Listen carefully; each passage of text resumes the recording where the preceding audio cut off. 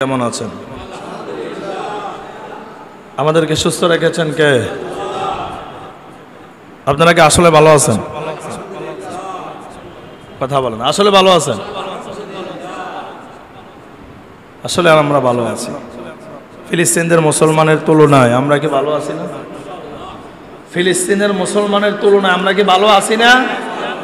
জবান খুলে কথা বলতে হবে। ফিলিস্তিনের মুসলমানের কি অবস্থা আমরা যারা মিডিয়াতে দেখতেছি, কোথায় মা, কোথায় সন্তান, কোথায় ভাই, কোথায় বোন, তাদের তুলনায় আমরা কি ভালো আছি না খারাপ আছি? তাহলে আওয়াজ করে শুকরিয়া আদায় করার দরকার আছে না নাই? আলহামদুলিল্লাহ। আমাদেরকে সুস্থ রেখেছেন কে? শান্তিতে রেখেছেন কে? সে আল্লাহর জন্য ফরি আলহামদুলিল্লাহ।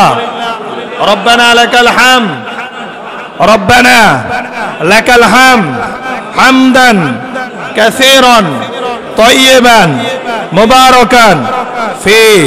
লাকাল হামদু বিল কুরআন, লাকাল হামদু বিল ইসলাম, লাকাল হামদু বিল ঈমান। শুকরিয়া আদায় করলাম কার? সবসময় শুকরিয়া আদায় চলবে কার? অসংখ্য অগণিত দরুদ ও সালাম প্রেরণ করি দু জাহানের বাদশা হাবিবানা তবিবানা ও তবিবা রওয়াহিনা মুহাম্মদ, সবাই বলি সাল্লাল্লাহু আলাইহি ওয়াসাল্লাম। অসংখ্য অগণিত কৃতজ্ঞতা প্রকাশ করি আপনাদের প্রতি। আপনারা আজানের সাথে সাথে মসজিদে এসেছেন, বসেছেন। আল্লাহ সুবহানাহু ওয়া তাআলা যেন এই জন্য আমাদের প্রত্যেকের জিন্দেগীর গুনাহ খাতাগুলোকে মোচন করে দেয়, সবাই বলি আল্লাহুম্মা আমিন। প্যারা হাজিরিন, তাহলে ফিলিস্তিনের মুসলমানদের তুলনায় আমরা কি ভালো আছি না খারাপ আছি? ভালো আছি। ফিলিস্তিনের মুসলমান নির্যাতিত হচ্ছে। বিশ্বের শ্রেষ্ঠতম সন্ত্রাসবাদী নির্যাতিত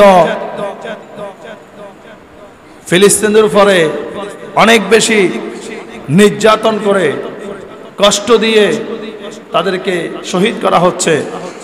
আমরা মুসলমান হিসাবে আমাদের কি কোনো দায়িত্ব, কোনো কর্তব্য কি আছে? আছে। শুধু দোয়া করলেই হবে না। শুধু দোয়া করলেই, অর্থনৈতিকভাবেও তাদের পাশে আমাদেরকে দাঁড়ানোর দরকার আছে না নাই? রোডে, মাঠে, রাস্তায় নেমে ইসরায়েলের বিপক্ষে, ফিলিস্তিনের পক্ষে প্রতিবাদ করার দরকার আছে না নাই? ফের হাজির। আজকে আমরা মসজিদুল আকসা, বাইতুল মুকাদ্দাস নিয়ে মূলত যুদ্ধ, এই সংঘর্ষ। তাহলে এই মসজিদুল আকসা, বাইতুল মুকাদ্দাস সম্পর্কে আমাদের জানার দরকার আছে না নাই? ফের হাজিরিন, আল্লাহ সুবহানাহু ওয়া তাআলা এই মসজিদুল আকসা সম্পর্কে কোরআনে বর্ণনা করেছেন। আপনার নবী, আমার নবী মুহাম্মদ সাল্লাল্লাহু আলাইহি ওয়াসাল্লামকে যখন আল্লাহ তাআলা মেরাজে নিয়ে যাবেন, মেরাজে নিয়ে গিয়েছিলেন,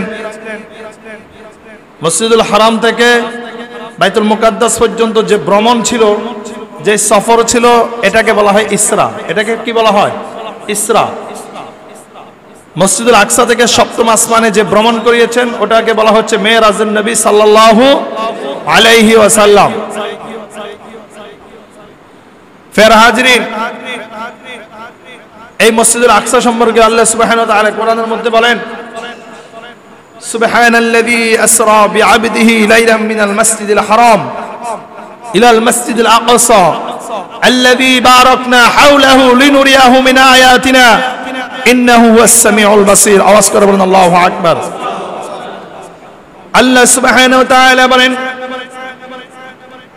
পবিত্র হচ্ছেন সেই সত্তা যিনি তার প্রিয় নবী মুহাম্মদ সাল্লাল্লাহু আলাইহি ওয়াসাল্লামকে গভীর রজনীতে মসজিদুল হারাম থেকে মসজিদুল আকসা পর্যন্ত ভ্রমণ করিয়েছেন। এই জন্য তার প্রিয় নবী মুহাম্মদ সাল্লাল্লাহু আলাইহি ওয়াসাল্লামকে ভ্রমণ করিয়েছেন। মসজিদুল আকসার চতুর্পাশ থেকে আল্লাহ সুবহানাহু ওয়া তাআলা বরকতময় করে দিয়েছেন, সুসজ্জিত করে দিয়েছেন। ওই বরকতময় সুসজ্জিত দৃশ্যটা প্যারা নবী মুহাম্মদ সাল্লাল্লাহু আলাইহি ওয়াসাল্লামকে দেখাবার জন্য মসজিদ হারাম থেকে আকসা পর্যন্ত ভ্রমণ করালেন। সুবহানাল্লাহ। এই কোরআনের আয়াত দ্বারা বোঝা যাচ্ছে এই মসজিদুল আকসা এটা ইহুদিদের সম্পদ নয়, এটা খ্রিস্টানদের সম্পদ নয়, এটা সম্পদ হচ্ছে মুসলমানদের। কাদের কথা বলে না? কারণ মুহাম্মদ সাল্লাল্লাহু আলাইহি ওয়াসাল্লামকে ইহুদিরা কি অনুসরণ করে নাকি? ইহুদিরা অনুসরণ করে না, খ্রিস্টানরা অনুসরণ করে না। মুহাম্মদ সাল্লাল্লাহু আলাইহি ওয়াসাল্লামকে অনুসরণ করে কে? মুসলমান। কে করে? মুসলমানদের করে।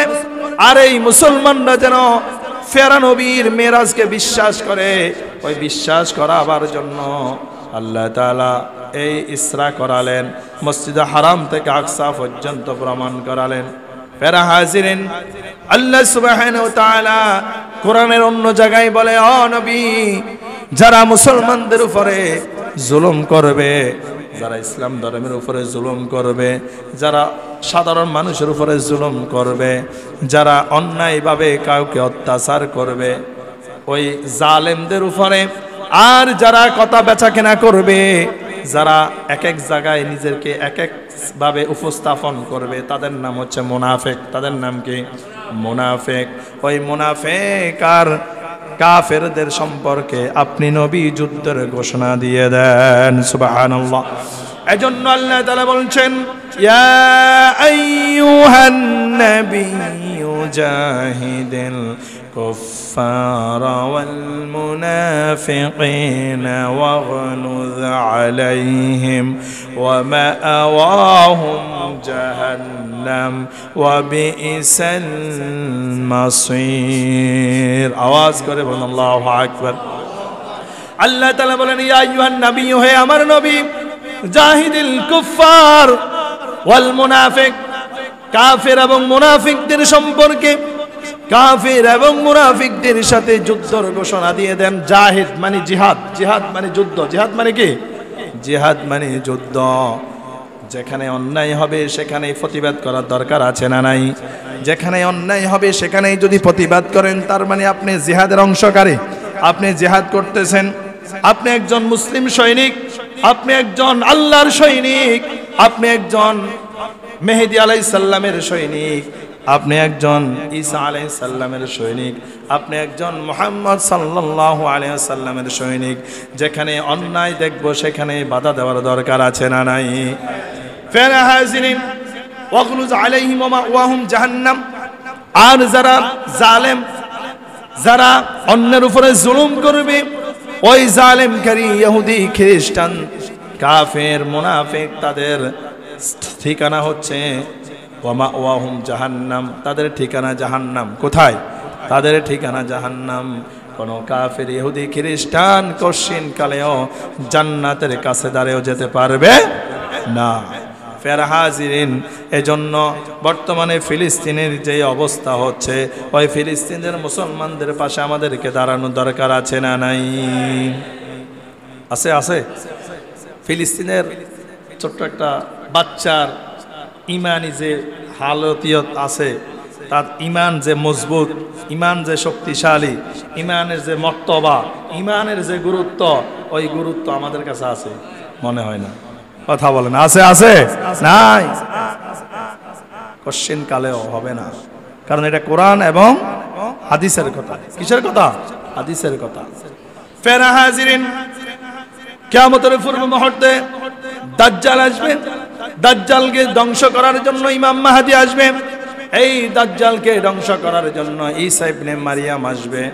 ওই ঈসা ইবনে মারিয়াম আর মেহেদী আলাইহিস সালামের সৈন্য যারা হবে, তারাই হচ্ছে পাক্কা ইমানদার। তারা হচ্ছে কি? পাক্কা ইমানদার। আর যারা ইমানের মধ্যে যাদের দুর্বলতা আছে, ইমানের মধ্যে ঘাটতি আছে, তারা দাজ্জালের অনুসারী হয়ে যাবে। তারা কখনো ঈসা ইবনে মারিয়াম মেহেদী আলাইহিস সালামের উত্তরসারী এবং কি সৈনিক হবে না। এখন আমরা কি ঈসা ইবনে মারিয়াম মেহেদী আলাইহিস সালামের সৈন্য সেনা হতে চাই না দাজ্জালের সৈন্য সেনা? ঈসা আলাইহিস সালাম মেহেদী আলাইহিস সালাম, ঈসা ইবনে মারইয়াম। এর জন্য আমাদের ঈমানটাকে মজবুত করার দরকার আছে না নাই? ওই মাহাদীর সৈন্যরা গর্জে ওঠো, শহীদি তামান্না বুকে নিয়ে, সুফিয়ানা মতবাদ রুখতে হলে এখন থেকে থাকো তৈরি হয়ে। ওই মাহাদীর সৈন্যরা গর্জে ওঠো, শহীদি তামান্না বুকে নিয়ে, সুফিয়ানা মতবাদ রুখতে হলে এখন থেকে থাকো তৈরি হয়ে। আসবে মহাকাল, রুখতে হবে দাজ্জাল, আসবে মহাকাল, রুখতে হবে দাজ্জাল। যার এক হাতে থাকিবে জান্নাত, এক হাতে থাকিবে জাহান্নাম, মানুষকে বলবে ডেকে ডেকে আমি তো তোমাদের খোদা মহান। যার এক হাতে থাকিবে জান্নাত, এক হাতে থাকিবে জাহান্নাম, মানুষকে বলবে ডেকে ঈমান নিয়ে বুকে, মানুষকে বলবে ডেকে আমি তোমাদের খোদা মহান। আসবে মহাকাল, রুখতে হবে দাজ্জাল। আওয়াজ করে বলুন ঠিক কিনা? ইমাম মেহেদী যখন আসবে তার আগে দাজ্জাল আসবে। কে আসবে? দাজ্জাল আসবে। দাজ্জাল এমন কিছু ঘটনা মানুষকে দেখাবে, যেই ঘটনাগুলো দেখে যাদের ঈমান দুর্বল তারা কি করবে? ঈমান নষ্ট হয়ে যাবে। কি হবে? ঈমান নষ্ট হয়ে যাবে। আর যাদের ঈমানটা মজবুত তারা বলবে তুই দাজ্জাল, তারা বলবে কি? তুই মরদুদ শয়তান, তুই শয়তানের অনুসারী। অর্থাৎ তারা কখনো ঈমান হারা হবে না। ফের হাজিরিন, এই জন্য এখন এই যে মসজিদে আকসার মধ্যে যুদ্ধ হচ্ছে, ফিলিস্তিনের মধ্যে যুদ্ধ হচ্ছে, আপনাদের কি মনে হয় যুদ্ধ কি বন্ধ হবে? কথা বলে না। মুসলমানরা কি বিজয় হয়ে যাবে? হ্যাঁ, ইহুদিরা কি বিজয় হয়ে যাবে? এখন হয়ে যাবে? হবে না। কথা বলে না। এই যুদ্ধ কবে থেকে শুরু হয়েছে জানা আছে? এই যুদ্ধ মসজিদুল আকসা নিয়ে ইহুদি আর ফিলিস্তিনের মধ্যে যুদ্ধ শুরু হয়েছে 1948 সালে। কত সালে? 1948 সাল থেকে এই যুদ্ধ শুরু হয়েছে। এই যুদ্ধ এখন শেষ হবে না। এই যুদ্ধ হয়তো স্থগিত হতে পারে, আবার কিছুদিন পরে, কয়েক মাস বা বছর পরে আবার যুদ্ধ শুরু হবে। এই যুদ্ধ সর্বশেষ শেষ হবে যখন ইমাম মাহদী আর ঈসা আলাইহিস সালাম আসবে। ঈসা আলাইহিস সালাম যখন আসবে, দাজ্জাল যখন আসবে, ওই দাজ্জালকে অনুসরণ করবে 70,000 ইহুদি। জোরে বলেন নাউজুবিল্লাহ। কত হাজার? 70,000 ইহুদি দাজ্জালকে অনুসরণ করবে, দাজ্জালের অনুসারী হয়ে যাবে, দাজ্জালের সৈন্য সেনা হয়ে যাবে। সর্বশেষ ওই ইহুদিদেরকে মুসলমানরা হত্যা করতে করতে মেহেদী আলাইহিস সালাম নয়, ঈসা আলাইহিস সালাম এই দাজ্জালকে লুত নামক স্থানের মধ্যে কি করবেন? লুত নামক স্থানের মধ্যে হত্যা করবেন। হত্যা করার মাধ্যমে মুসলমানদেরকে আল্লাহ তাআলা বিজয় ঘোষণা করে দিবেন। সুবহানাল্লাহ বলেন না? প্যার হাজির, ওই ঘটনা জানার আগে আমাদেরকে আরো অনেক কিছু ঘটনা জানতে হবে। এই মসজিদুল আকসা দেখেন, খানায় কাবা নিয়ে কোনো যুদ্ধ নাই, মসজিদুল নববী নিয়ে কোনো যুদ্ধ নাই। তাহলে যুদ্ধ শুরু হয়েছে কি নিয়ে? মসজিদুল আকসা। বলেন না কি? মসজিদুল আকসা নিয়ে। এই মসজিদুল আকসা ছিল মুসলমানদের সর্বপ্রথম কিবলা। মুসলমানদের প্রথম কিবলার নাম কি? কথা বলেন। মসজিদুল আকসা।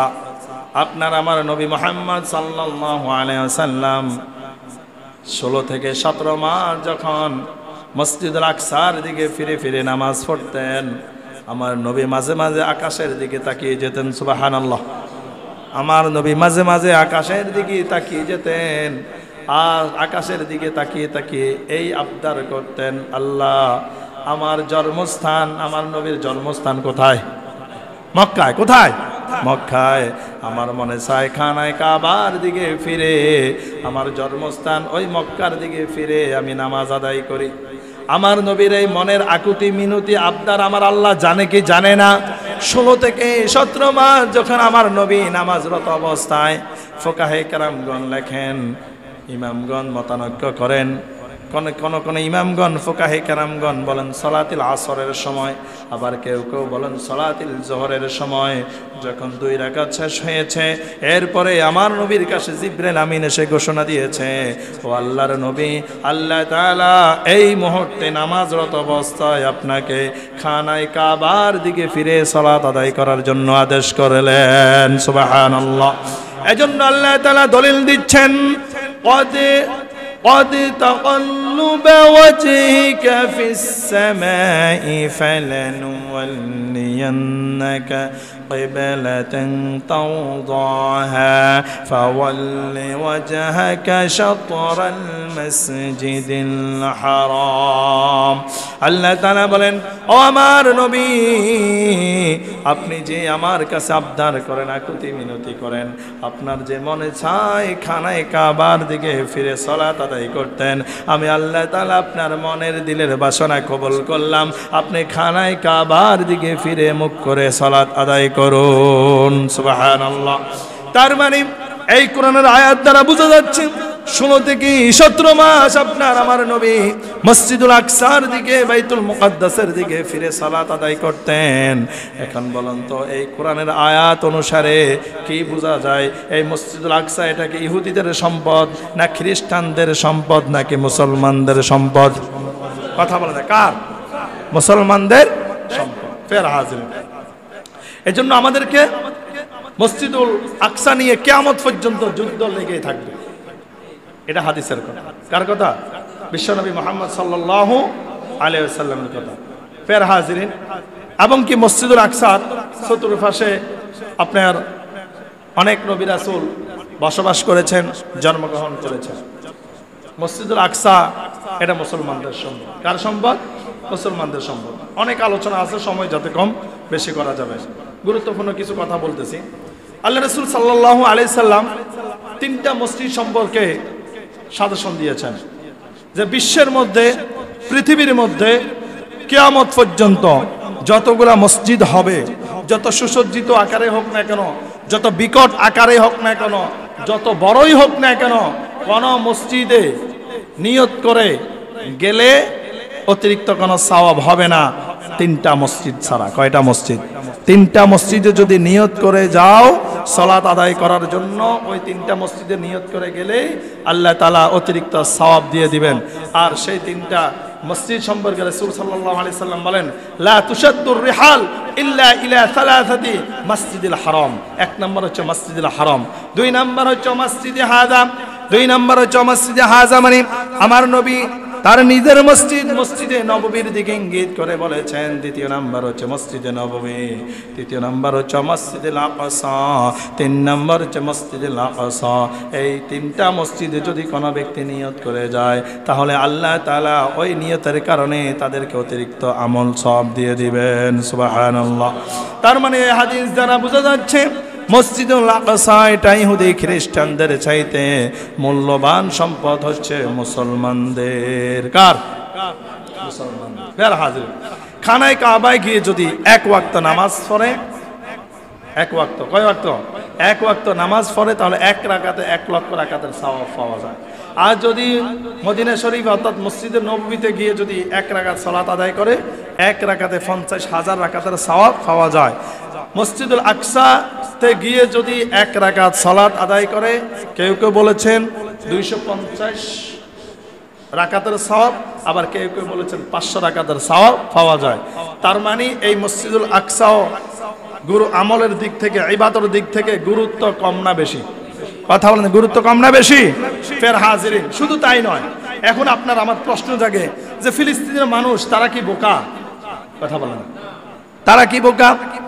তাদের ছেলে শেষ, মেয়ে শেষ, মা শেষ, বাবা শেষ, তাদের বংশধর সব আস্তে আস্তে করে ধূলিসাৎ হয়ে যাচ্ছে। এরপরও কেন তারা ইহুদিদের কাছে স্যালেন্ডার করে না? এরপরও কেন ইহুদিদের কাছে তারা মাথা নত করে না? আমরা অনেক সময় এটা চিন্তা করি কি করি না? কথা বলে না। কিন্তু আমরা হলে তো ওটাই করতাম। কথা বলে না? আমরা হলে ওটাই করতাম। তোমরা যেটা বলবে এটাই হবে। তোমরা যদি বলো আমরা আল্লাহর ইবাদত করব না, জোরে বলুন নাউজুবিল্লাহ। কথা বলে না, কারণ আমাদের ইমানের সাথে জানের মায়া বেশি না কম না বেশি? কথা বলে না, আমাদের ইমানের সাথে জানের মায়া, জীবনের মায়া কম না বেশি? কিন্তু ফিলিস্তিনের মুসলমান আসেনি, তারা একত্ববাদ, আল্লাহর সৈনিক, তারা কেন নত হচ্ছে না, কেন স্যালেন্ডার করতেছে না? যদি আমরা হাদিস শরীফ থেকে জানি তাহলে আমরা বিষয়টা ক্লিয়ার হয়ে যাব। ফেরা হাজরিন,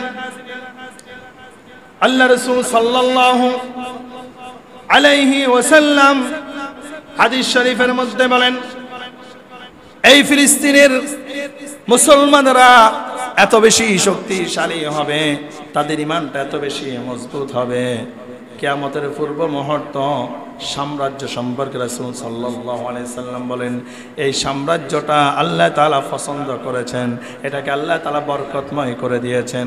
কিয়ামতের পূর্ব মুহূর্তে যত ফিতনাবাজ আসবে, যত বড় বড় ফিতনাবাজি হবে, আল্লাহ তাআলা সাহায্যকারী রূপে এই সাম্রাজ্যের মধ্যে আল্লাহ তাআলা সাহায্যকারীদেরকে পাঠিয়ে দিবেন। সুবহানাল্লাহ। কিন্তু মক্কার কথাও তো বলে না, মদিনার কথা বলছে। কথা বলে না, মক্কার কথা বলছে, মদিনার কথা বলছে, তাহলে কোনটার কথা বলছে? সাম্রাজ্য। কোন রাজ্য? সাম্রাজ্য। দেখেন বর্তমানে ফিলিস্তিনের মানুষগুলা ফিফিলিকার মতো, মানুষ কুকুরকে ওভাবে মারে না। জন্তু জানোয়াররা, বিশ্বের মধ্যে শ্রেষ্ঠ সন্ত্রাসবাদী ইহুদিরা যেভাবে ফিলিস্তিনের মুসলমানদেরকে নির্যাতন করতেছে, হত্যা করতেছে, মানুষ, আমরা তো মুসলমানরা তো কুকুরকে এভাবে মারে না। কুকুরকে এভাবে মারে? বাংলাদেশে অনেক ঘটনা আছে, কুকুর অ্যাক্সিডেন্ট হয়ে রোডে শুয়ে আছে, মানুষ ধরে হাসপাতালে নিয়ে তার ট্রিটমেন্ট করিয়েছে। কথা বলেন, এরকম আছে না নাই? আছে। তাহলে কুকুর এটা কিন্তু জন্তু জানোয়ার একটা অংশ। কথা বলে না? কুকুর এটাকে মুসলমানদের জন্য হালাল না হারাম? হারাম। তাহলে মুসলমান তাদের অন্তরে এত মায়া, তারা একটা জন্তু জানোয়ারকে পর্যন্ত তারা মায়া করে। কিন্তু ওই সন্ত্রাসবাদী ইহুদিরা, ইহুদিদের অন্তরের মধ্যে মুসলমানদের প্রতি বিন্দুমাত্র দয়া, বিন্দুমাত্র মায়া তাদের মধ্যে না। ফের হাজির দেখেন, আল্লাহ তাআলা আল্লাহর রাস্তায় যারা যুদ্ধ করবে, আল্লাহ তাদেরকে সাহায্য করবেন। তাদেরকে কি করবেন? সাহায্য করবেন। আল্লাহ সুবহানাহু ওয়া তাআলা বদরের যুদ্ধে যখন মুসলমানরা বদরের যুদ্ধে গিয়েছিল, তখন বদরের যুদ্ধে মুসলমানদের সৈন্য সংখ্যা কত ছিল? 313 জন। কতজন ছিল? 313 জন ছিল। কিন্তু কাফেরদের সংখ্যা কত ছিল? 1000। একটা হিসাব মিলাই নেন। উহুদের যুদ্ধে মুসলমানদের সংখ্যা ছিল 700 জন। কতজন? কাফেরদের সংখ্যা 3000। কত হাজার? 3000। মক্কা বিজয়ের সময় মুসলমানদের সৈন্য সংখ্যা ছিল 10,000। কত হাজার? 10,000। কিন্তু কাফেরদের সৈন্য সংখ্যা ছিল 60,000। কত হাজার? 60,000। প্যারা হাজরিন, কিন্তু সব সময় বিজয় ঘোষণা এসেছে কি কাফেরদের পক্ষে না মুসলমানদের পক্ষে? মুসলমানদের। এই মক্কা নগরী বিজয় ঘোষণা করার জন্য 10,000 সৈন্য সেনার সাথে আল্লাহ তাআলা আসমান থেকে একদল ফাঁকি ফাটিয়ে দিয়েছেন। ওই ফাঁকিটার নাম আবাবিল ফাঁকি। কথা বলেন, কি ফাঁকি? আবাবিল ফাঁকি। এজন্য আল্লাহ তাআলা বলছেন, আলাম তারা কাইফা ফাআলা রাব্বুকা বিআসহাবিল ফিল আলাম ইয়াজআল কাইদাহুম ফি তাদলিল ওয়া আরসালা আলাইহিম তায়রান আবাবিল ترميهم بحجارة من سجيل فجعلهم كعصف مأكول। আওয়াজ করে বলুন আল্লাহু আকবার। আল্লাহ তাআলা বলে, তুমি কি দেখোনি তোমার রব হাতিওয়ালাদের সাথে কি ধরনের আচরণ করেছেন। আলাম ইয়াজআল কাইদাহুম ফি তাদলিল, তিনি কি তাদের কৌশলকে ব্যর্থ করে দেননি? কথা বলে না। যেখান থেকেই দুনিয়াবাসীর কৌশল যেখানে শেষ হয়ে যাবে, সেখান থেকে আমার আল্লাহ তাআলার কৌশলটা শুরু হয়ে যাবে। জোরে বলুন সুবহানাল্লাহ। এই ইহুদির বাচ্চারা, বনি ইসরাইলরা কত ভয়ঙ্কর, কত খারাপ। এই বনি ইসরাইলদের উপরে আল্লাহ তাআলা বৃষ্টিদায়ক, রক্তদায়ক বৃষ্টি দিয়েছেন। রক্তদায়ক বৃষ্টি, গজব দিয়েছেন। কি দিয়েছেন? গজব দিয়েছেন। আকাশ থেকে যখন বৃষ্টি জমিনের মধ্যে পড়ে, ওই বৃষ্টিটা পানির আকার না, ওই বৃষ্টিটা রক্তযুক্ত। কি যুক্ত? রক্ত আকার। চোখ থেকে যখন পানি পড়ে সেটাও রক্ত, টিউবওয়েল থেকে যখন পানি ওঠে সেটাও রক্ত। তার মানে রক্তযুক্ত আযাব দিয়ে তাদেরকে আল্লাহ তাআলা আযাব দিলেন। তারা সর্বশেষ মুসা আলাইহিস সালামের কাছে যখন গিয়ে তাওবা করলেন, আল্লাহর কাছে ফরিয়াদ জানাবার জন্য বললেন, আমরা তাওবা করলাম, আল্লাহ তাআলা এই গজব তাদের থেকে আবার উঠিয়ে নিলেন। কি করলেন? উঠিয়ে নিলেন। আবার একটা সময় গিয়ে আবার তারা কি করলো? আবার সীমা লঙ্ঘন করা শুরু করলো। শুধু তাই নয়, এইভাবে করে তারা এত বেশি সীমা লঙ্ঘন করেছিল, যার জন্য আল্লাহ তাআলা তাদেরকে ধূলিসাৎ করেছেন, তাদেরকে ফদি তাদেরকে কঠিন আযাব দিয়ে দিয়েছেন। আবার যখন কাফেররা এই মক্কা নগরীর মধ্যে খানায় কাবাকে ধ্বংস করার জন্য, চূর্ণ বিচ্ছিন্ন করার জন্য যখন তারা চক্রান্ত করলো, কৌশল করলো, আল্লাহ তাআলা বললেন ওয়া আরসালা আলাইহিম তায়রান আবাবিল। আল্লাহ তাআলা আকাশ থেকে এক ঝাঁকে আবাবিল ফাকি নামক এক ঝাঁক ফাঁকি নামিয়ে তাদেরকে দিয়ে পাথর নিক্ষেপ করে করে কাফেরদেরকে ধ্বংস করে দিলেন। জোরে বলুন সুবহানাল্লাহ। সেই আল্লাহ তাআলা এখনো আছে না নাই? আল্লাহ তাআলার সেই শক্তি এখনো আছে না নাই? কথা বলে না, আছে না নাই? আছে। এখন তাহলে আল্লাহ তাআলা কেন তাদেরকে শাস্তি দিচ্ছেন না? আল্লাহ তাআলা কেন মুসলমানদের পাশে দাঁড়াচ্ছেন না? এটা হচ্ছে ইমানি পরীক্ষা। এটা কি পরীক্ষা? কথা বলে না। আল্লাহ তাআলা ইমানি পরীক্ষা নিচ্ছেন। আল্লাহ তাআলা যাদের মৃত্যুটা শহীদ লিস্টে ঘোষণা করে দিয়েছেন, তারা এইভাবে করে শহীদ হবে। আর যারা শহীদ হবে ইসলামের জন্য, ধর্মের জন্য, দেশের জন্য, যারা অন্যায়ের প্রতিবাদ করে শহীদ হবে, তারা মৃত্যুবরণ করার সাথে সাথে আল্লাহর জান্নাতের মেহমান হয়ে যাবে। হাজিরিন, এই জন্য আল্লাহ তাআলা কোরআনে অন্য জায়গায় বলেন ওমাকারু ওমাকারাল্লাহ আল্লাহু খায়রুল মাকিরিন। আল্লাহ তাআলা বলে এই পৃথিবীতে যত কৌশলবাদী আছে সবার কৌশল যেখানে শেষ, আমি আল্লাহর কৌশল সেখান থেকে শুরু। জোরে বলেন সুবহানাল্লাহ। তাহলে আল্লাহর কৌশলের উপরে কারো কৌশল আছে? কথা বলেন, কারো কৌশল আছে? কারো কৌশল নাই। এই জন্য আল্লাহ তাআলা বলেন ইযা জা নাসরুল্লাহি ওয়াল ফাত, ও নবী যখন দেখবেন আমি আল্লাহর সাহায্য আসবে, দেখবেন একজন দুইজন করে নয়, দলে দলে, গোত্রের লোকেরা, দেশের লোকেরা, অঞ্চলের লোকেরা যাকে দলে দলে ঈমান গ্রহণ করবে, ঈমান আনবে, ইসলাম ধর্ম গ্রহণ করবে। জোরে বলেন সুবহানাল্লাহ। ফের হাজিরিন, এখন আসেন এই যে ফিলিস্তিনে মসজিদুল আকসাটা নিয়ে যুদ্ধ হচ্ছে, এই যুদ্ধটা এটা লং টাইম, এটা সীমিত সময়ের কোনো যুদ্ধ নয়। কথা বলো না, এটা একেবারে দীর্ঘ সময়ের যুদ্ধ। এই যুদ্ধটা শুরু হয়েছিল কত সালে? বলেছিলাম আমি 1948 সালে। কত সালে? 1948 সালে ফিলিস্তিন বা মসজিদুল আকসা ও ইসরায়েলের যুদ্ধ, এটা দীর্ঘ সময়ের যুদ্ধ। 1948 সালে ইহুদিরা পশ্চিমাদের সহায়তায়, পশ্চিমাদের অর্থাৎ কাফের মুশরিক ইহুদিদের সহযোগিতায় ইসরায়েল নামে একটা রাষ্ট্র গঠন করা হয়েছে। গঠন করার পরে ফিলিস্তিনদেরকে ধ্বংস করার জন্য মূলত এটাকে কি করা হয়েছে? গঠন করা হয়েছে। আর ওই ইসরায়েলরা, ইহুদিরা মসজিদুল আকসাটাকে দখল করার জন্য ফিলিস্তিনদের মুসলমানদেরকে যোগে যোগে, বছরকে বছর, মাসকে পর মাস তারা এইভাবে করে তাদেরকে কি করে যাচ্ছে? হত্যা করে যাচ্ছে। সর্বশেষ এই যুদ্ধ একটা সমাপ্তি ঘটবে কি ঘটবে না? কথা বলেন, ঘটবে কি ঘটবে না? আপনাদের কি মনে হয় ফিলিস্তিনের এই যুদ্ধ কি এখনই কি শেষ হয়ে যাবে? কথা বলে না। মুসলমানরা কি বিজয় হয়ে যাবে? কথা বলেন। তাহলে ইহুদিরা কি বিজয় হয়ে যাবে? না, সর্বশেষ বিজয় হবে মুসলমানরা। কে হবে? মুসলমানরাই হবে। তাহলে এই বিজয়ের একটা সমাপ্তি ঘটবে। এই বিজয়, এই যুদ্ধের একটা কি ঘটবে? সমাপ্তি ঘটবে। সর্বশেষ ঈসা আলাইহিস সালাম বাইতুল মুকাদ্দাসের পূর্বে লুদ নামক স্থানের মধ্যে আগমন করবেন। আগমন করে দাজ্জালকে তিনি হত্যা করবেন। জোরে বলুন সুবহানাল্লাহ।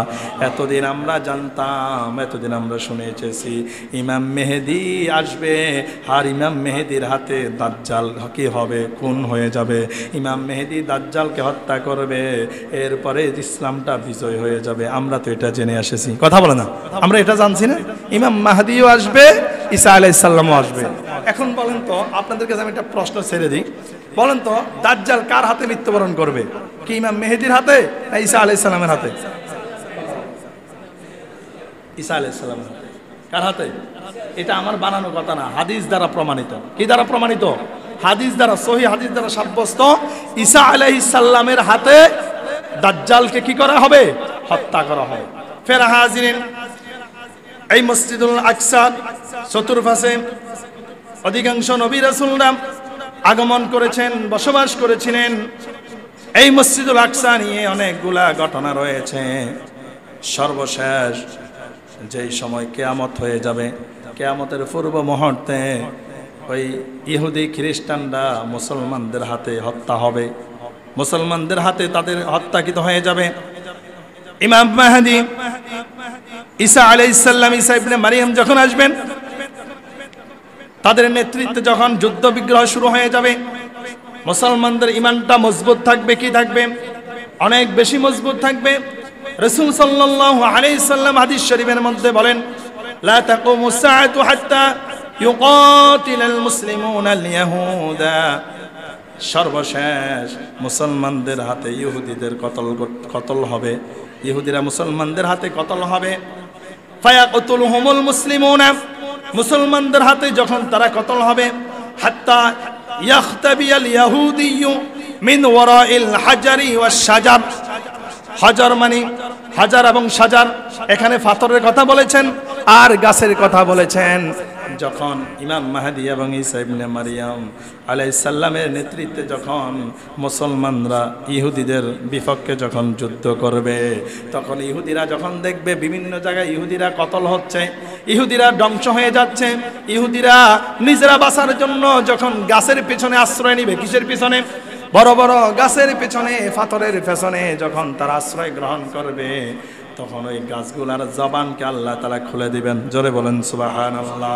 ওই গাছগুলা বলবে, ফায়াকুলু আল হাজারু আউশ শাজার ইয়া মুসলিমু ইয়া আব্দুল্লাহ। হে আল্লাহর বান্দা, হে মুসলমানেরা, আমার পিছনে ইহুদি লুকিয়ে আছে। গাছ বলবে আমার পেছনে ইহুদি লুকিয়ে আছে, পাথর বলবে আমার পেছনে ইহুদি লুকিয়ে আছে। ইহুদিটাকে ধর আর কতল কর, দুনিয়া থেকে ধূলিসাৎ করে নে। শুধু তাই নয়, হাযা ইয়াহুদিয়্যু খালফি, ইহুদিদেরকে ধর কতল কর। ফাতাআলাল ফাকতুলুহু ইল্লাল গরকদ, শুধু একটা গাছ ইহুদিদেরকে আশ্রয় দিবে, ইহুদিদেরকে লুকায়িত করবে, ইহুদিদেরকে আশ্রয় দেওয়ার জন্য একটা গাছ আশ্রয় দিবে, আর ওই গাছটার নাম হচ্ছে গরকদ।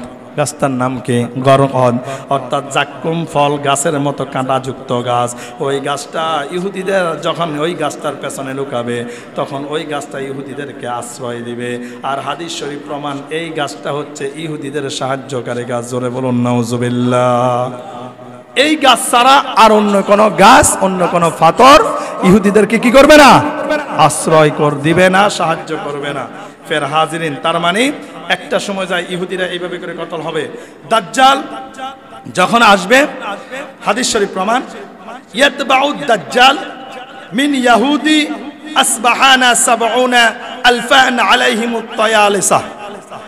রাসূল সাল্লাল্লাহু আলাইহি ওয়াসাল্লাম বলেন, যখন দাজ্জাল আসবে, যখন কে আসবে? দাজ্জাল আসবে আসবাহান গোত্রের ইরানের একটি প্রসিদ্ধ শহরের। কোন জায়গা?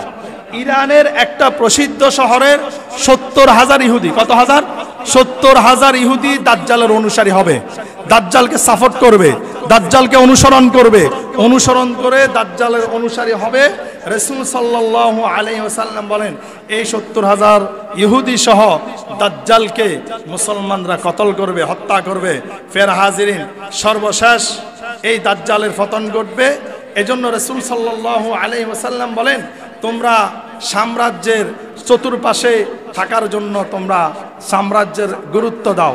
এই সাম্রাজ্য সম্পর্কে, সাম্রাজ্য এই সম্পর্কে আল্লাহ সুবহানাহু ওয়া তাআলা কি করেছেন? চয়েস করেছেন, পছন্দ করেছেন, নির্বাচিত করেছেন। এখন প্রশ্ন হলো, সাম্রাজ্যটা যে এরিয়া আছে, এই এরিয়া সম্পর্কে তো আমাদের জানার দরকার, কথা বলে না। এই সাম্রাজ্য অঞ্চল সম্পর্কে ফুকাহায়ে কেরামগণ বলেন, সাম্রাজ্যের অঞ্চল হচ্ছে সিরিয়া, কি সিরিয়া, লেবানন, ফিলিস্তিন, জর্ডান, ইসরায়েল এবং উত্তর ও পশ্চিম ইরাক। এই অঞ্চল, এই দেশগুলা মিলিয়ে হচ্ছে সাম্রাজ্য। তার মানে কিয়ামতের পূর্ব মুহূর্তে এই সাম্রাজ্যটা বরকতময় হবে এবং কি এখানে আল্লাহর পক্ষ থেকে সাহায্যকারী থাকবে। সেখানেই মুসলমান আর ইহুদিদের মধ্যে কি হবে? যুদ্ধ হবে, সংঘর্ষ হবে। দিনের শেষ বেলায় দাজ্জাল সহ ইহুদিরা দুলিশ্বাত হয়ে যাবে, মুসলমানরাই বিজয় হবে। সর্বশেষ আল্লাহ তাআলা মুসলমানদেরকে বিজয় ঘোষণা করে দিবেন। জোরে বলেন সুবহানাল্লাহ।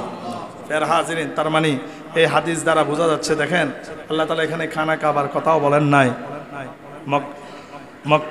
মক্কার কথাও বলেন নাই, মসজিদে নববীর কথাও বলেন নাই। এই যে ফিলিস্তিনের মানুষগুলাকে, শিশুগুলাকে নির্মমভাবে হত্যা করা হচ্ছে, ফাঁকির মতো করে তাদেরকে হত্যা করা হচ্ছে। কত বড় তারা জানোয়ার, কত বড় তারা সন্ত্রাসবাদী। এমনভাবে তারা জনসম্মুখে বোমা ফিট করতেছে, বোমায় এভাবে এমনভাবে তারা বোমাগুলোকে তারা মানে বাষ্ট করতেছে। মানুষগুলো আমরা ভিডিও ফুটেজের মধ্যে দেখতেছি যে বোমার কারণে মানুষগুলা আকাশের মধ্যে ফাঁকির মতো করে উঠতেছে, আবার পড়তেছে। কিন্তু যুদ্ধ বিগ্রহ আল্লাহ রাসূল সাল্লাল্লাহু আলাইহি সাল্লাম বলেছেন যে যুদ্ধের সময় কোনো মানুষ বাঁচার জন্য যদি কোনো ধর্মীয় কোনো কার্যালয়, মসজিদ বলেন বা বিভিন্ন ধর্মীয় কোনো কার্যালয় যে আশ্রয় গ্রহণ করে, তাহলে সেখানে কি করা যাবে না? তাদেরকে আঘাত করা যাবে।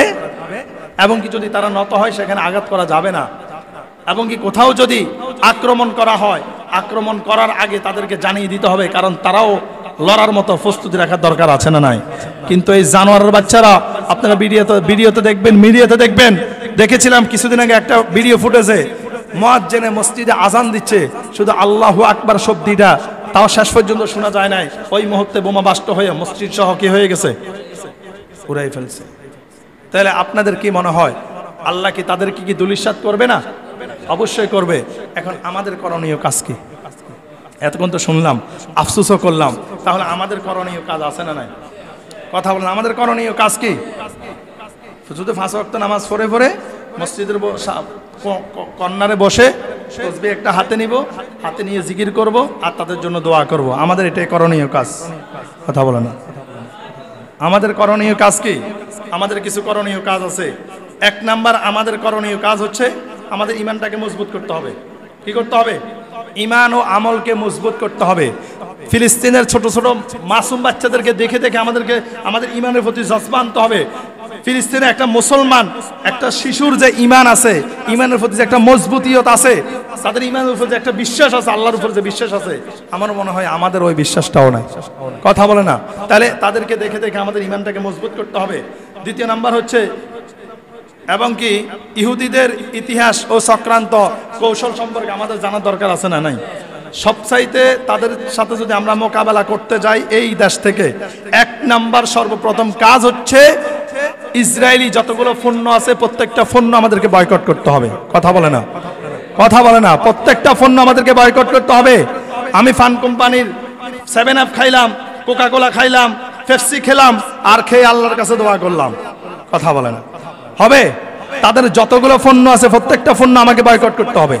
কথা বলে না? বিকল্প কিছু কি নাই? কথা বলে না? 7 আপ ছাড়া বিকল্প কোনো পানি নাই, পেপসি ছাড়া বিকল্প কোনো পানি নাই। আমি ওটা খাবো, প্রয়োজনে ওটা না হলে আমি টিউবওয়েলের পানি ফ্রিজে রেখে ওটা খাবো। 1 নাম্বার আজকে থেকে ওয়াদা করেন তো, ইসরায়েলি যতগুলো পণ্য আছে প্রত্যেকটা পণ্য আমরা বয়কট করব। পারবেন? বেছে বেছে খাবেন, দেখবেন দোকানদারকে জিজ্ঞেস করবেন, ফান কোম্পানি, আরএফএল কোম্পানি, এটি ইসরায়েলি। কথা বলে না? ফান কোম্পানি, আরএফএল কোম্পানি, এটি কিসের product? Qadiani product, Israeli product. Qadiani Israel গড়িগেরে একই কথা। এই পণ্যগুলো আমরা ধরবো না, এগুলো আমরা বয়কট করব। এরপরে দিন আমরা যেটা করব, ফিলিস্তিনের মুসলমানদের পাশে আমরা দাঁড়াতে হলে আমাদেরকে অর্থনৈতিকভাবে তাদেরকে সাপোর্ট দিতে হবে। কথা বলে না? কথা বলেন? অর্থনৈতিকভাবে সাপোর্ট দিতে হবে। শুধু তাই নয়, আমাদেরকে মাঠে ময়দানে রাস্তাঘাটে যেখানে মিছিল হবে সেখানে মিছিলের মাধ্যমে প্রতিবাদ করার দরকার আছে না নাই? কথা বলেন, আছে না নাই? যদি আমরা এইভাবে, যদি হয়তো বাংলাদেশটা ছোট, কিন্তু মিডিয়ার মাধ্যমে এটাকে প্রচার হবে না? মিডিয়ার মাধ্যমে প্রচার হবে, মিডিয়ার মাধ্যমে অলরেডি প্রচার হয়ে যাচ্ছে। তাহলে যখন প্রত্যেকটা বিশ্বের মুসলিম কান্ট্রিগুলোতে থেকে এইভাবে প্রতিবাদ হয়ে যাবে, তখন কিছুটা হইলেও ফিলিস্তিনের মুসলমানদের উপরে নির্যাতন কমবে কি বাড়বে? কথা বলে না, কমবে কি না? অবশ্যই কমবে। তাহলে আমাদেরকে মিছিলে যেতে হবে, মিছিলে অংশগ্রহণ করতে হবে। এখন তো আমাদের এমন কোনো ভয় নাই। 5 আগস্ট আমাদের ছাত্র ভাইয়েরা, যুবক ভাইয়েরা যেভাবে মিছিলে রাস্তাঘাটে নেমেছিল, তখন তাদের জীবনের ঝুঁকি ছিল, কারণ সামনে থেকে গুলি এসে তাদের জীবনটা জাজরা হয়ে যাবে। বর্তমানে যদি আমরা মিছিলে বের হই, আমাদের সামনে গুলি করার মতো কি কোনো লোক আছে? কথা বলেন, আছে? তাহলে আমাদের এত ভয় কিসের? হয়তো মিছিল দিলে একটু ক্লান্ত বোধ হবে, এতটুকুই তো। কথা বলে না?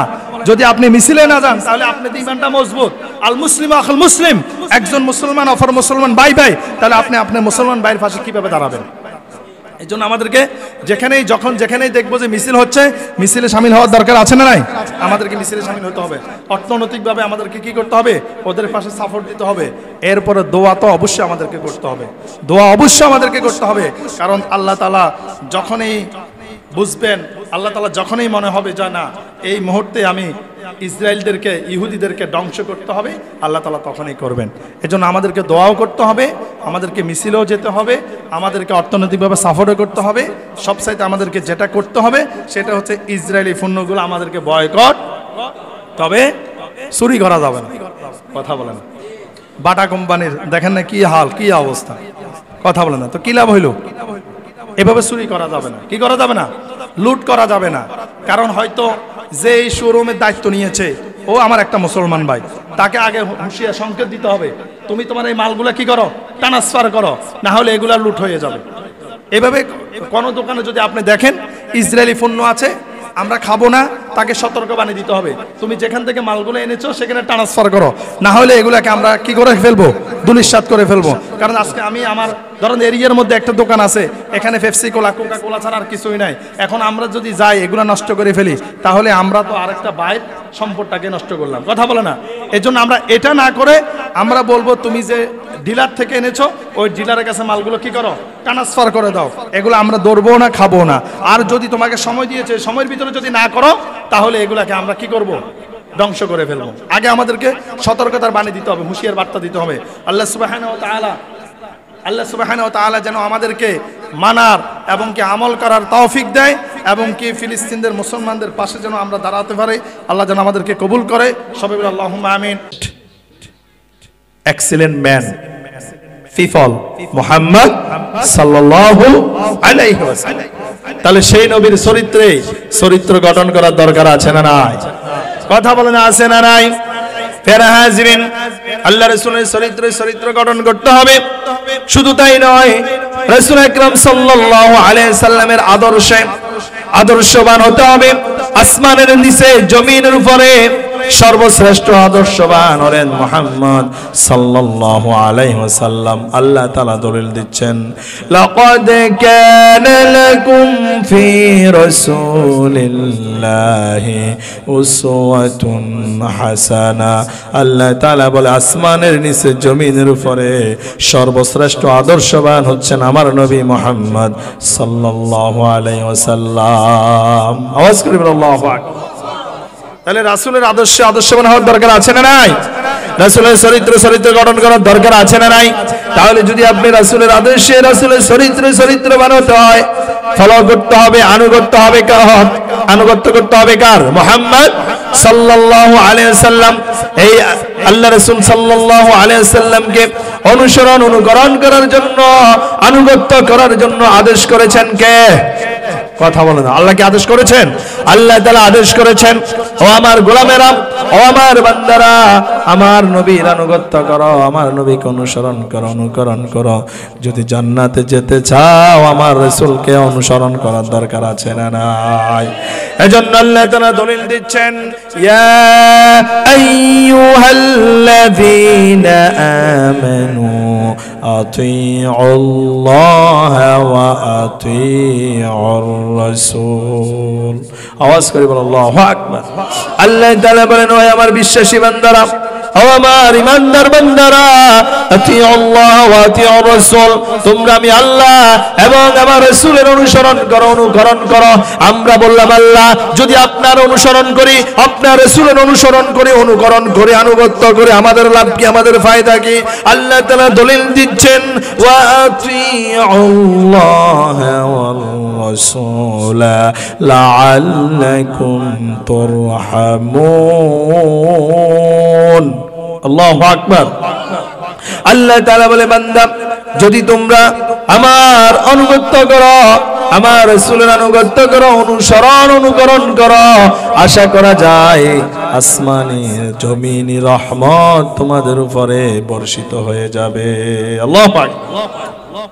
যদি তোমরা আমার এবং আমার রাসূলের কি করো, অনুসরণ অনুকরণ করো, আনুগত্য করো, আশা করতে পারো আমি আল্লাহর পক্ষ থেকে অজস্রে তোমাদের উপরে রহমত বর্ষিত হতেই থাকবে, হতেই থাকবে। সুবহানাল্লাহ।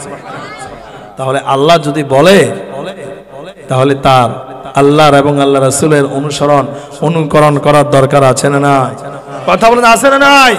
প্যারা হাজিরিন, বিশ্বনবী সাল্লাল্লাহু আলাইহি ওয়াসাল্লামের 63 বছরের জিন্দেগি আমাদেরকে আনুগত্য করতে হবে, অনুসরণ অনুকরণ করতে হবে। রাসূল কিভাবে সালাত আদায় করেছে সেইভাবে আমাদেরকে সালাত আদায় করতে হবে, কিভাবে সিয়াম পালন করেছে সেইভাবে আমাদেরকে সিয়াম পালন করার দরকার আছে না নাই? রাসূল সাল্লাল্লাহু আলাইহি ওয়াসাল্লাম পরিবারের লোকদের সাথে কিভাবে কথা বলেছেন, আচার আচরণ করেছেন, ওইভাবে আমাদেরকে আচার আচরণ করার দরকার আছে না নাই? এজন্য বিশ্বনবী সাল্লাল্লাহু আলাইহি ওয়াসাল্লাম বলেন, মান ইউতি'র রাসূল ফাকাদ আতা আল্লাহ। যে ব্যক্তি আমি মুহাম্মদ সাল্লাল্লাহু আলাইহি ওয়াসাল্লামের অনুসরণ অনুকরণ করলো, স্বয়ং ওই ব্যক্তি আল্লাহ তাআলার অনুসরণ এবং অনুকরণ করলো। আল্লাহু আকবার। मोहम्मद के खुदा नहीं, खुदा को जुदा नहीं। मोहम्मद सल्लल्लाहु अलैहि वसल्लम की खुदा, मोहम्मद सल्लल्लाहु अलैहि वसल्लम खुदा নয়, আবার খোদা থেকে আলাদা নয়। এজন্য আল্লাহ বলছেন, আতিউল্লাহ ওয়া আতিউর রাসূল, যেখানে আমি আল্লাহর আনুগত্য করবা সেখানে আমার রাসূলের আনুগত্য করার দরকার আছে না নাই? কথা বলে না?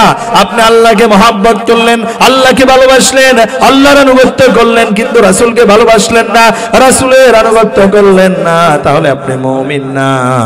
আপনি যদি প্রকৃত মুমিন হতে চান, আল্লাহর আনুগত্য করা লাগবে, রাসূলের আনুগত্য করা লাগবে। এখন রাসূলকে মন দিয়ে ভালোবাসি, রাসূলকে প্রাণ দিয়ে ভালোবাসি, নামাজ পড়ি না হবে?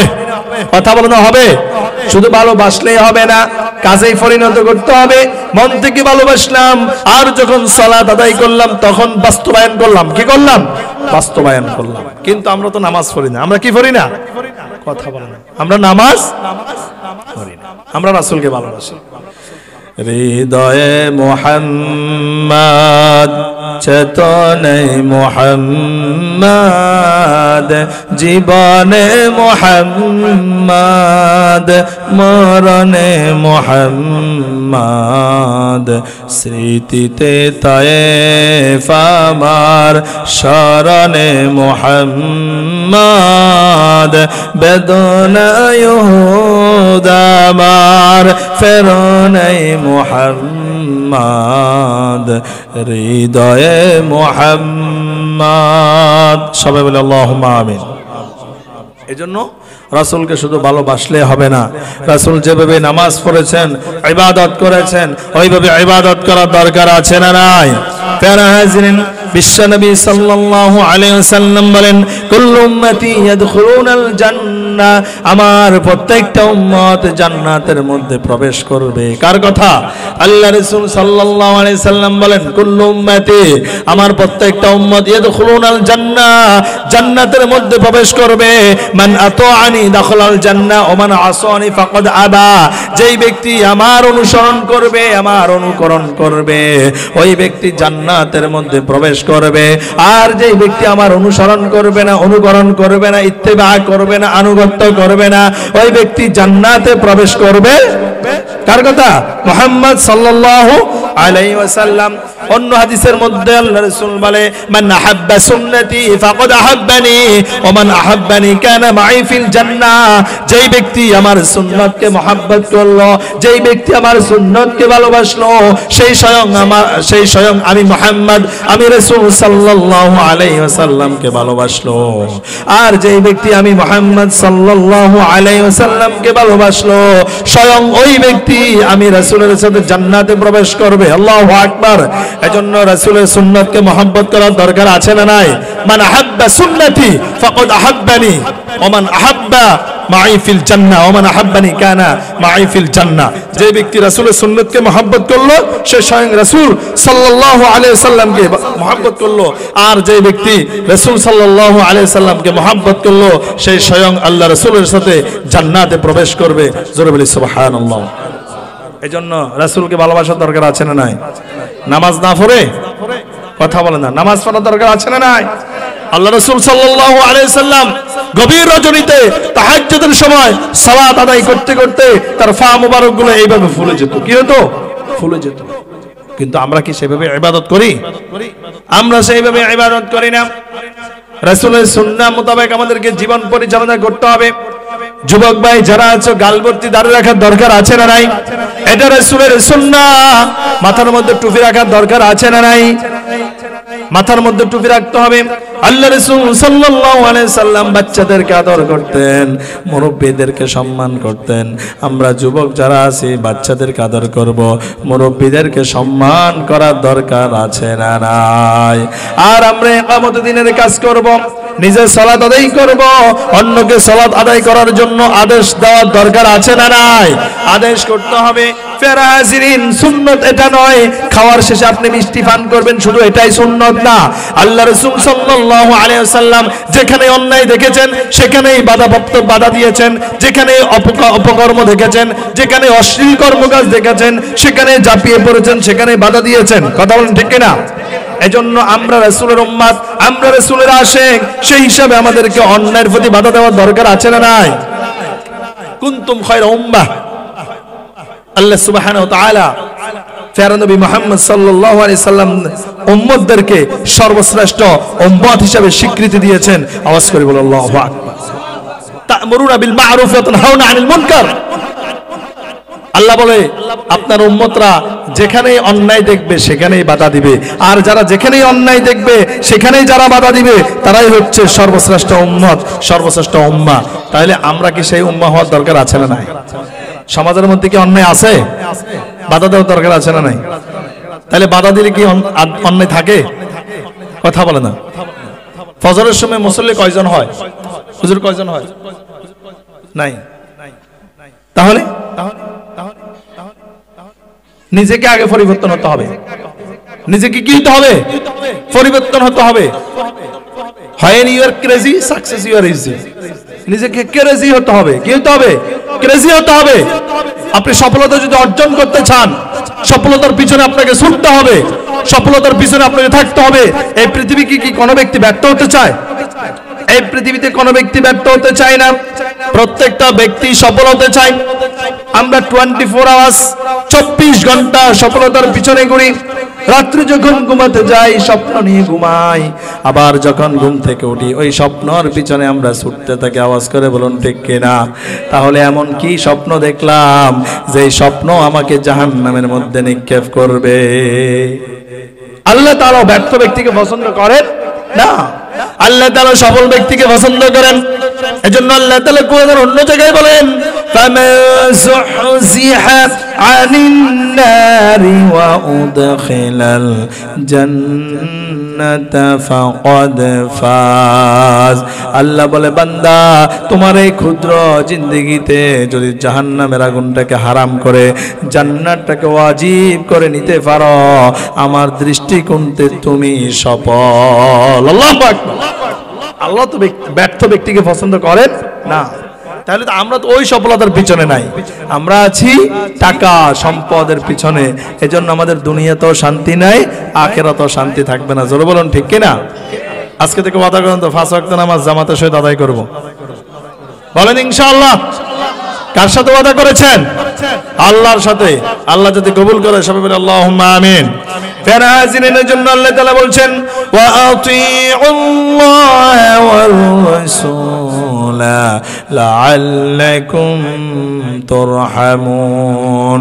ও আমার গোলামেরা, যদি আমি এবং আমার রাসূলের ইত্তেবা করো, অনুকরণ করো, আশা করা যায় তোমরা রহমত প্রাপ্ত হবে। কি প্রাপ্ত হবে? রহমত প্রাপ্ত হবে। এজন্য আল্লাহর কাছে রহমত চাওয়ার দরকার আছে না নাই? প্যারা হাজিরিন, আল্লাহ রাসূল সাল্লাল্লাহু আলাইহি ওয়াসাল্লামকে আপনার প্রত্যেকটা জীবনে প্রত্যেকটা কর্মকাজে ফলো করার দরকার আছে না নাই? আল্লাহ তাআলা এমন একজন নবী আপনাকে আমাকে দিলেন, যেই নবীকে বাদ দিলে কোরআন বোঝা যায় না। রাসূলকে বাদ দিলে কোরআন বুঝবেন নাকি? কথা বলে না। কারণ এই কোরআন কার মুখ দিয়ে, কার জবান দিয়ে তেলাওয়াত হয়েছিল? আপনার নবী, আমার নবী মুহাম্মদ সাল্লাল্লাহু আলাইহি সাল্লামের জবান দিয়ে। এই নবী এমন নবী, যেই নবীকে বাদ দিলে হজ বোঝা যায় না, যেই নবীকে বাদ দিলে নামাজ বোঝা যায় না। সাল্লু কামা রাআইতুমুনি উসাল্লি। রাসূল বলে, ও আমার সাহাবীরা, আমি নবীকে তোমরা যেইভাবে সালাত আদায় করতে, নামাজ পড়তে দেখো, সেইভাবে তোমরাও সালাত আদায় করো, নামাজ পড়ো। সাল্লু কামা রাআইতুমুনি উসাল্লি। এমন নবী, যেই নবীকে বাদ দিলে নামাজ বোঝা যায় না।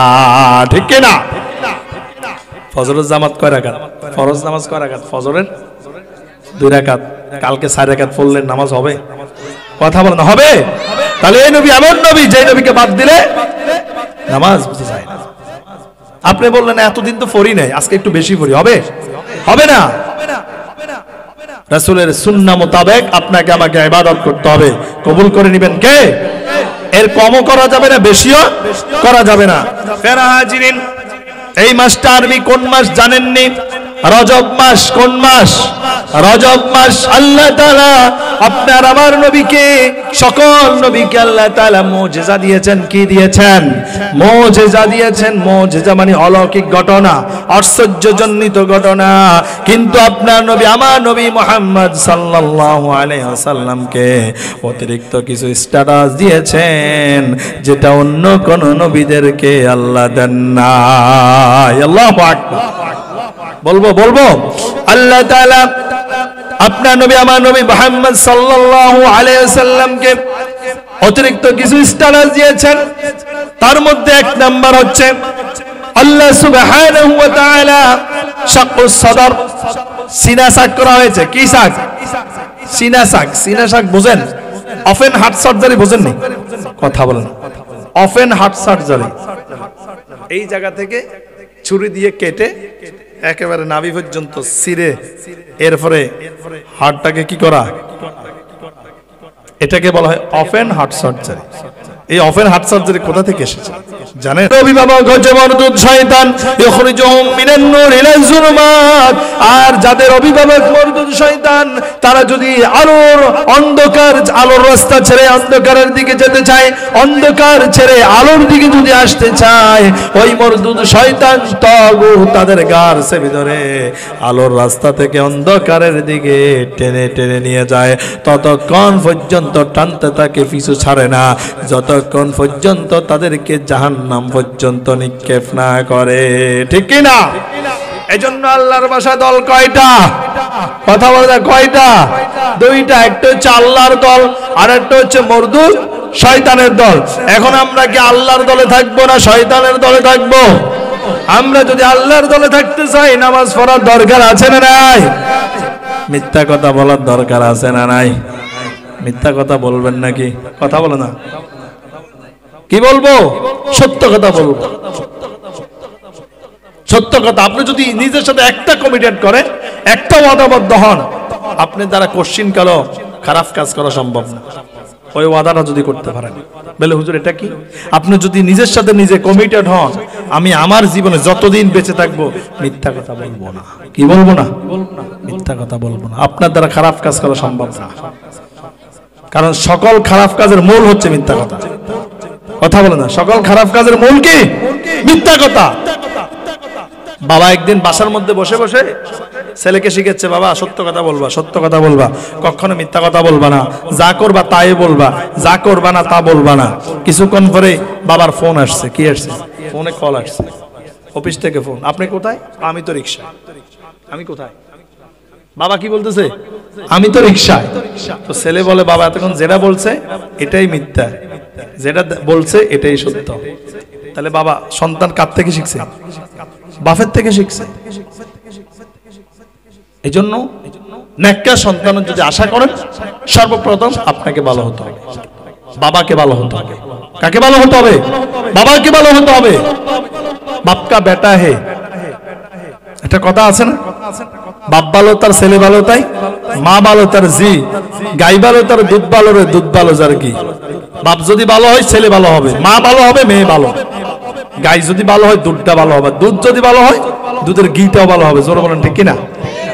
এখন আমরা সারাদিন অন্যায় কাজ করি, নামাজ পড়ি না, মদ খাই, গাঞ্জা খাই, মিথ্যা কথা বলি, সকলখুরি করি।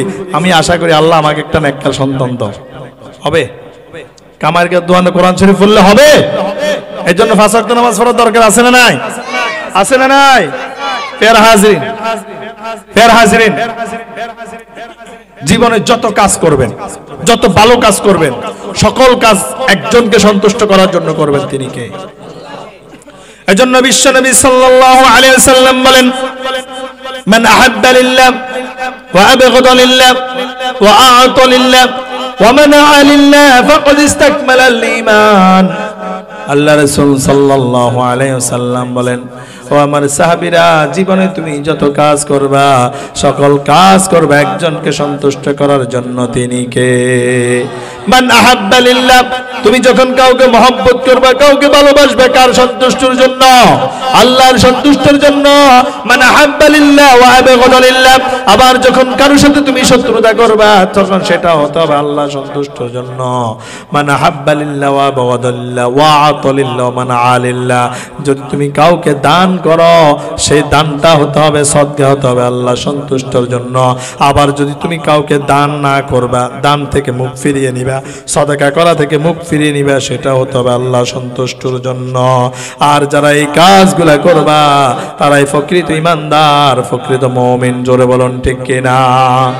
এখন প্রশ্ন হলো, হুজুর এতদিন জানতাম দান করা মানে ভালো কাজ, দান করলে আল্লাহ খুশি হয়, কিন্তু আজকে আপনি বললেন দান না করলেও আল্লাহ খুশি হয়।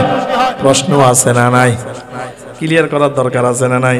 না হয় কালকে বলবেন হুজুরে কি আলোচনা করলো, দান না করলো নাকি আল্লাহ খুশি হয়।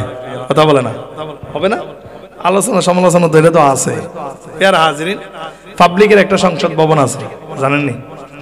কি চার দোকান, এটা হচ্ছে পাবলিক সংসদ ভবন, ঠিক আছে নি? প্যারা হাজিরিন, ধরেন আপনি জানেন একজন ফকির, একজন ভিক্ষুক ভিক্ষা করে, আপনি জানেন, আপনি তাকে চেনেন, আপনি জানেন সে এই ভিক্ষার টাকা দিয়ে কিছু খায়, কিছু সুদের উপরে লাগায়। আছে না নাই? আছে না নাই? কিছু ভিক্ষুক আছে সিগারেট খায়, মাঝে মাঝে ফাইলে গাঞ্জাও খায়। কথা বলেন আছে না নাই? এখন আপনি জানেন আমি তার টাকাটা দিলে টাকাটা সে এই কাজে লাগাবে, হয় সুদে লাগাবে, না হয় সে সিগারেট খাবে, না হয় সে গাঞ্জা খাবে। এই জন্য আমি তাকে টাকাটা দিলাম না। তাহলে কার সন্তুষ্টির জন্য? কারণ তার পাপ কাজে আমি শরীক হলাম না। এই জন্য রাসূল বলে, তুমি যদি আল্লাহ সন্তুষ্টির জন্য দান করো, আল্লাহ খুশি হবে। আবার যদি তুমি আল্লাহ সন্তুষ্টির জন্য দান থেকে বিরত থাকো, সেটাও কি হবে? আল্লাহ খুশি হয়ে যাবে। ফের হাজিরিন, এখন যদি ওই ভিক্ষুক বলে তুমি কেন আমাকে টাকা দিলা না, তখন তাকে ভুলটা তাকে শুধরিয়ে দেন, তাহলে এমন হতে পারে আল্লাহ যদি তাকে হেদায়েত করে, সে একটা সময় হেদায়েত হয়ে যাবে। আওয়াজ করে বলুন ঠিক কিনা? ফের হাজিরিন, আজকের এই আলোচনা থেকে আমরা কি শিখলাম? আজকের এই আলোচনার থেকে আমরা শিখলাম রাসূলের চরিত্র, রাসূলের আদর্শ। আমাদেরকে আদর্শবান হতে হবে, আমাদেরকে চরিত্রবান হতে হবে। এক নাম্বার, আমাদেরকে মিথ্যা কথা বলা যাবে না। কি করা যাবে না? মিথ্যা কথা বলা যাবে না। দুই নাম্বার, নামাজ ছাড়া যাবে না। পাঁচ ওয়াক্ত নামাজ পড়বেন তো? আল্লাহর সাথে ওয়াদা করেন না। আমরা অনেকে ওয়াদা করি না, আমি তো ওয়াদাটা পালন করতে পারবো না, এই জন্য ওয়াদা করি না। যদি একটা ব্যক্তি নিয়ত করে আমি একটা খারাপ কাজ করব, কি করেছে? নিয়ত করেছে, এখনো খারাপ কাজ করে নাই। ফেরেশতারা বদামল লেখার জন্য প্রস্তুত। আরেকজন ফেরেশতা বলে না, লেখা যাবে না। কি করা যাবে না? সে তো মাত্র নিয়ত করছে, এখনো তো করে নাই। যখন সে খারাপ কাজটা করার জন্য যায়, তখনও লেখা হয় না। যখন ওই খারাপ কাজটা করে ফেলে তখন একটা বদ কাজ করার কারণে একটা বদ আমল লেখা হয়। কিন্তু যখন আল্লাহর কোন বান্দা আল্লাহকে সন্তুষ্ট করার জন্য একটা ভালো কাজের নিয়ত করে, সাথে সাথে ওই একটা নেক আমল লিপিবদ্ধ হয়ে যায়। সুবহানাল্লাহ। আর যখন এই কাজটা সে বাস্তবায়ন করে এটাকে 10 গুণে 70 গুণে গুণান্বিত করা হয়। আল্লাহু আকবার। এজন্য বেশি বেশি করে নিয়ত করার দরকার আছে না নাই? আল্লাহ রাসূল সাল্লাল্লাহু আলাইহি ওয়াসাল্লাম সব সময় একটা দোয়া করতেন, আল্লাহুম্মা জাআলনি শাকুরা ওয়াজআলনি সাবুরা ওয়াজআলনি ফি আইনি সাগীরা ওয়া ফি আয়ুনিন নাসি কাবীরা। ও আল্লাহ, আপনি আমাকে শুকরগুজার বান্দা বানান, আমাকে ধৈর্যশীল বান্দা বানান। আমার চোখে আমাকে ছোট বানান, আমার চোখে আমাকে কি বানান? আমার চোখে আমাকে ছোট বানান, মানুষের চোখে আমাকে বড় বানিয়ে দেন। এইভাবে করে আমাদেরকে দোয়া করার দরকার আছে না নাই? কিন্তু আমরা তো শুকরিয়া আদায় করি না। আমরা কি আদায় করি না? শুকরিয়া আদায় করি না। আমরা 24 আওয়াজ শুধু পরিবারের পিছনে, স্বপ্নের পিছনে আমরা ছুটতেছি। আমাল হায়াতুদ দুনিয়া ইল্লা মাতাউল গুরুর। আপনি পৃথিবীর জন্য যত কিছুই করেন না কেন, দিনের শেষ এই পৃথিবী আপনার সাথে আমার সাথে ধোঁকাবাজি করবে। কথা বলে না? কি করবে? ধোঁকাবাজি করবে। আজকে আপনার স্ত্রী আপনাকে ছাড়া সে ঘুমাতে পারে না, আপনাকে ছাড়া তার ঘুম আসে না, আপনাকে ছাড়া তার ভাল লাগে না। কিন্তু যখন আপনার দেহ থেকে প্রাণটা চলে যাবে তখন বলবে তাড়াতাড়ি করে লাশটাকে বের করো, এই লাশটা ঘরে থাকার কারণে আমার ভয় লাগে। জোরে বলুন ঠিক কিনা? এই জন্য নিজের জন্য কি করলেন? এই জন্য আল্লাহ তাআলা বলছেন, ইয়া আইয়ুহাল্লাযীনা আমানু তাকুল্লাহ ওয়াল তানজুর নাফসুম মা কদ্দামাত লিগাদ ওয়াত্তাকুল্লাহ ইন্নাল্লাহা খাবীরুম বিমা তা'মালুন।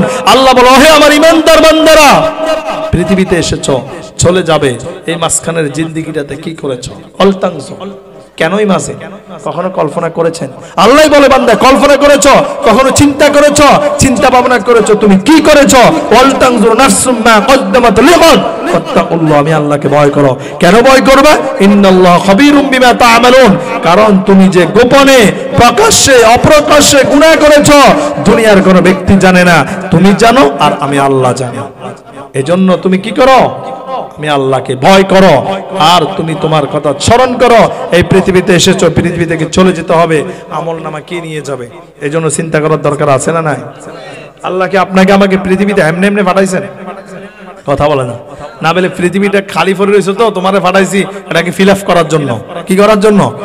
এমনি এমনি পাঠাইছে। ওমা খলাকাতুল জিন্না ওয়াল ইনসা ইল্লা লিয়াবুদুন। আল্লাহ বলে, জিন এবং ইনসানকে আমি পাঠিয়েছি একমাত্র আমি আল্লাহর ইবাদত করার জন্য। ফের হাজিরিন, পরিশেষে কথা হচ্ছে, এখানে যতগুলো মানুষ আছি, ফজরের নামাজ যদি না পড়ি তাহলে এই ওয়াজ, এই আমল কোনো কাজে আসবে না। নিজে নিজে নিয়ত করবেন, আমি 5 ওয়াক্ত নামাজ জামাতের সাথে আদায় করব।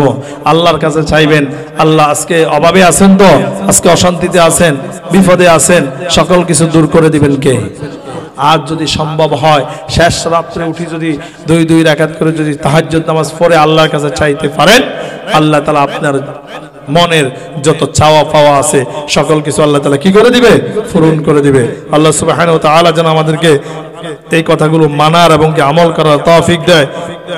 সবাই বলি আল্লাহুম্মা আমিন।